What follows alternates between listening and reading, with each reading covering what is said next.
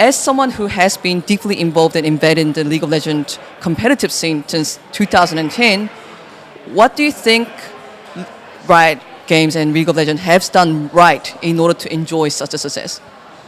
Ooh. This feels like a...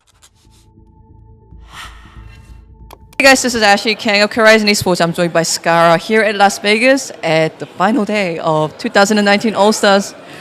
Really nice to have you here. How have you been enjoying the event? Because I saw you also playing your own TFT games at the venue. There's actually, we were never sent the schedule beforehand. So all we found out, like I found out we were sent it about the week of. And I found out that like I only have essentially 1 hour of stuff to do over I got flown in, so it's like 3.5 days. And I'm just like, shit, because I had to fill out like stuff to do for every day. So like I've just been like gambling, I've been like playing TFT, I've been like hanging out with friends. It's just I even went out to the club yesterday because I was just really bored. Fed was in the area, so I think this is my biggest vacation of the year. Actually, I've actually been very I guess conscientious of staying off of like social media, making sure not to focus on taking pictures and stuff, which is really weird because usually like I want pictures with Faker, I want pictures with like Doing B, Clid, all those people, but like I decided to use this time to really take a break. Because I saw you playing your own games, and I think it's just got a really good vibe in general. Like I saw Tyler Wan having like this 1v1 with Yasuo. I saw like FunPlus Phoenix Tian just like randomly playing a game of TFT with a bunch of other fans. So what do you think about the overall vibe that they have set up for this All-Star? I think it depends what you're looking for when you're going in. I think people who are expecting like a very hardcore serious event, they shouldn't be like that. I think that it's like it's a very casual event, and you should think of it somewhat as like a vacation alongside some sort of responsibilities. That's how I see it. A lot of the pro players are only playing for like one or two events as well, and that's not a lot of time. Like they have a lot of time to do other stuff, and so I think it's a nice casual event for sure. I don't really know if it's the best it could be. There's certain things that I'm like, it's kind of weird. Like for instance, I love TFT and I love League of Legends, but I know like when they're put on the same broadcast, people like actually like foam at the mouth. And so I don't know what to say about that. Like TFT's not big enough to have like their own All-Stars thing. And then like, it's definitely something that I feel like the formula is not perfected, and they're trying to perfect it year after year. But TFT is still quite new, and people are really trying to figure out what kind of game the TFT is and what the competitive scene for it looks like. And you've been a staple name in League of Legends for such a long time, but recently we've been seeing your name on TFT a lot. Can you tell us your initial impressions of TFT? I thought it was worse than DAC for sure. Like when it first came out, like that's my initial impression. I was like, oh, Riot forayed into this. I like Riot. I like the new champions, but like it's just worse. It's like unpolished. The UI and UX stuff is really bad. And then like slowly over the patches, they've been trying to fix it. They've been seeing what works, what doesn't. I'm not here to say that they haven't made a lot of mistakes. Like literally, like I don't know if you know this. There's a TFT summit for every single region, and it's like an hour. A block of an hour where you sit down with the main devs and they talk to you about like what the future of the game looks like, including like their next set, and then you're there to give feedback on the current set and what you don't like and what you do like. I feel like of all the developers, I don't think the League of Legends are taking that much time off to do this, but like for us, like holy shit, it was me, Dog, Hafu, or me, Dog, Becca, Toast were in the room for like an hour, literally just grilling them, like telling them this sucks, this doesn't suck, I think this is hopeless, shit like that. I know Solo Gassan and like I think some of the other European players were in a room for 3 hours with them, just talking back and forth. I feel like they take the criticism very seriously, and although they made a lot of mistakes, like the reason why I decided to pivot a lot of my content toward TFT was because I trusted the developers a lot, and that still holds true today. I do think that like their second set is kind of meh. Honestly, like there's things that make it bad that I don't really want to delve into it. But I think like they have one more shot, and so I'm looking forward to like how they change the stuff from now to the next set and the next set launch. Like I'm really excited for that. There are some observation going on where people might say the auto chess format can never have a proper success as a competitive level. I know it's a very controversial topic, but what is your personal 2 cents on this? I mean, I think that's just bullshit, right? Because you can always have, well, first of all, it's bullshit on multiple levels. First of all, if it's just popular enough, it can be competitive in some way, shape, or form. You may not like how it's competitive because it may not be a great competitive esport. Good examples of this are like Fortnite. I would say a lot of shooter players who specialize in FPS would say that Fortnite's not a great competitive shooter. But it's so popular that like it can create and enforce their own artificial competitive scene. And the same is true for like TFT is like if there's enough people playing or any game, right, you can kind of make a competitive scene. Rocket League has a competitive scene. And to be honest, I actually kind of like watching Rocket League. I think it's funny. All these fighting games have competitive scenes as well. I think it's definitely, I don't know, I just think it's BS. Like, I think it's definitely has potential to be competitive. Like it does have some sort of skill nuance that a lot of casual players don't see because they think it's all like super RNG. But the best players always get to the top every single season, so that's obviously not true. I don't know what it's gonna look like. And for me personally, I would like some sort of maybe team-based system. I love the storyline of teams. I love like walking and be like, wow, this team and it's playing off against that team. Like you can get a lot better storylines in general from that. But I don't know if the competitive thing is gonna be like a 1v1v1 or like a 2v2v2v2. I'm just excited to see it pop off. Okay, this is the worst thing. They had no details to share with me about this. Like, I could say this, right? Because I'm not allowed to talk about many things, but they told me that, like, they didn't have anything to talk about for their competitive scene. They're still working on it. And it's going to, when they have information, they'll let us know, and we'll find out next year. So I'm just like, I just wait. On the other side, I don't think anyone's going to question League of Legends and the success that it has enjoyed as esports come on. Like it's like 10-year anniversary. They're going to hold the finals in Shanghai next year with like 50,000 people capacity on a big stadium. As someone who has been deeply involved and embedded in the League of Legends competitive scene since 2010, what do you think Riot Games and League of Legends have done right in order to enjoy such a success? Ooh. This feels like a... I'm asking big questions because you're giving such a great answers. If that is okay. All right, I'm blushing. Okay, so this is I feel like this is like a Riot show question. Okay, all right, let me think. I think they did a good job of not...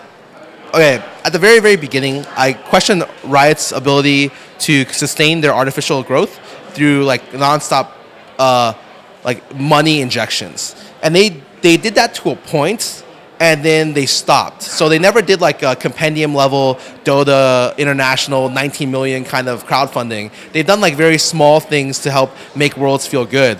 And I don't know if people really know this, but like when you win the Worlds Championship, like the money doesn't matter. Even on a financial level, the money doesn't matter. Most of the money gained when you win the World Championship actually comes through the kickback from the skins. Am I allowed to say that? Do you know that? Is that common knowledge? Yeah. I assume. Yeah. So the exact stat in front of me. Yeah. I don't know the exact stat either, but I've heard that like most people make money from the skins. That's why people pick like popular champions. So it's like, hey, let's make another Lee Sin skin, stuff like that. I think players talked about in an interview, hey, we need to pick a popular skin because like that's where we get the income from. Yeah. So like you make a lot of money from that financially, but like it's always about like, I feel like the best thing that Riot did was make the infrastructure. And I talked to Mark Merrill about this a long time ago, and he's like, look, we went out to like all these places and like set out infrastructure way in advance. Originally they tried to partner with a couple different people in those areas, and some of them just didn't work. So they had to go out and do them themselves. I think they spend a lot of time on infrastructure that people don't see from behind the scenes, and until it's like kind of built out, then they can start expanding. I think they did a great job right now. When you see a great competitive sport, you see like the top tier world championship level, then you see like the kind of feeding system into it, right? You have like a high school, collegiate, you have international leagues, you have, all this stuff. I think they did a great job of creating like sustainability within all the tiers and then moving, like starting at the very top and building sustainability downwards, which is, I think, really, really hard. In the recent 10th anniversary celebration, Riot Games have announced a few more games that will truly make Riot Games a Riot game as plural. Legends of Runeterra, there's a shooting game coming up, there's a fighting game coming up. What are you excited about, in that particular announcement? I'm excited for everything but Legends of Runeterra. How come? I said this on Travis' interview as well. I think the game lacks depth. I think polish-wise, fantastic. Great job. The artwork is actually like, it looks like they spent like millions of dollars, like millions and millions of dollars on it. But everything else is the game itself doesn't have enough cards, so it doesn't have enough depth to keep hardcore players playing for long periods of time. The biggest, so a good example is one of their unique systems is you building decks around champions. You have a maximum of 6 champions in a deck. The champions are therefore the most interesting cards in the entire game. And they made it so that the champions were the only interesting cards. You couldn't build decks around any other card because none of them are interesting. So instead of being able to have a very creative deck building process, you kind of overload champions with all the creativity aspect, and you kill deck building ingenuity. Right now, there's allegiance cards that you can build around, and there's risk of it's the 30-30 cast 15 spells card. But for the most part, anything that's not a champion you can't build a deck around it, and that's really limiting when it comes from a deck building perspective. I actually played a lot of TCGs. I love card games actually, and so it's really weird that I love card games, and it started with League of Legends for 10 years. But everyone I've talked to, we're talking all my associate friends, all the people I play with that are huge Hearthstone friends, all think Legends of Runeterra has the same problem. And so I think the problem will be fixed once they add more cards. But right now it's they release the game, and the game is literally Hearthstone core set, and that would be great 6-7 years ago. But they're missing all the expansion sets that will create kind of depth in the game. And until those are released, I really think the game is going to do well at casual level, but probably not that well on a competitive level or a high level. Yeah. It's still at its infancy, and TFT added a lot more champions throughout the last few months, so we'll see how that goes, hopefully. But, okay, so one of the games that they announced at 10-year anniversary announcement was they announced a football manager, but for League of Legends in LPL, and for me, that had a lot of connotation because it's a game about people who play games, and another angle to see it is you can almost consider League of Legends now as a sport, just as serious as football. I mean, of course, and especially in China, all the rumors I hear about China is you take your company to China and you increase your profits by 3 times. That's just what it is. So there's so much of a huge player base, especially for League of Legends. Just look at their red carpet event. When they announce the MVP of the league, you know what we get from NA? We get a tweet. That's what we get. Damn, it's cool that Core JJ got a tweet about being the best player in the league. You know what they get? They get a red carpet event. It's the Oscars for them. Sponsored by Honda. Yeah. I would love to have a red carpet. That'd be so cool. I'd be holy shit, dude. This guy's coming in Gucci. That guy's doing all this. I'd be so happy. I saw what Doing B wore to All Stars. I was holy shit, dude. These guys are flexing so hard. $4,000, $8,000 suits, dresses. But it looked great, and it kind of legitimizes the scene in some way because even though sure it's glorified spending, to some degree that kind of vanity attracts spectators. It's they want to be a part, or they want to know what that is, or they want to be a part of it. So I don't think League in A is like that, but it definitely in the LPL and in China League of Legends is huge. I do also think that China's really weird because culturally they just think about games a little bit different. They expect pay to win. So I know when they were playtesting, I think Legends of Runeterra or TFT, the Chinese playtest group in general had some different things to say. From what I understand, they played it and they're okay, how do we pay for power? They just asked that question. It's very, very common. But we're in the States, we'd be how do you not pay to win? Maybe. They immediately just went out there and was they want to do that because for them, time is money. So they just want to be able to spend to get as much power as they can. So this is kind of a weird, interesting cultural difference. But yeah, I mean, it's no doubt in my mind the League of Legends is a huge. You can pretty much classify it as a sport. It's humongous, right? And I'm happy to be associated with it. And I think that it's only got good growth in the future. I just hope that growth splashes to NA. I feel I see huge growth in China, and I'm just toss me some breadcrumbs, give me something, because sometimes it sucks to be in NA and every year be disappointed, honestly. I feel really bad, and I don't want to leave the interview in such a low note. Okay, thank you so much for great insights on the esports scene. One last question. So esports is continuing to grow. Is League of Legends and esports something that's going to stand the test of time? Is it something going to last for generations? And if so, what can we do? What kind of questions? Okay, First of all, no one can answer this question, right? Because it's like there's no precedent. So it's like, can it be a genre-defining game? Maybe, but like no one's ever really done like a 40-year, 50-year lasting game. You know, you can argue that like Tetris has been around that long, or like you can argue maybe CS:GO has had like longevity through like its multiple iterations. But for the most part, like Riot wants that to be the case.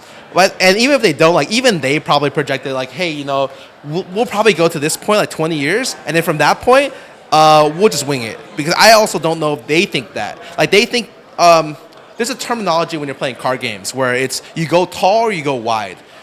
So when you go tall, you stack one unit with a bunch of buffs. And when you go wide, you put a lot of units on the board. So right now, Riot understands that you can only go tall in League of Legends so far. That's why they have like the Riot Forge and all the new games. So they've already stacked League of Legends tall. They want to now push Riot Games wide. And so they're going to come out with a bunch of different games. So like even if their game doesn't have that that much longevity, they can make games that can like kind of their entire company can last the ages. You know, they want to be like Blizzard, but without the shitty ending. But you know, Blizzard may be coming back into a redemption arc soon. I don't know. We'll see. Okay, I think that is a good note to finish the interview. Thank you so much once again, and I hope you enjoy the rest of the All Stars.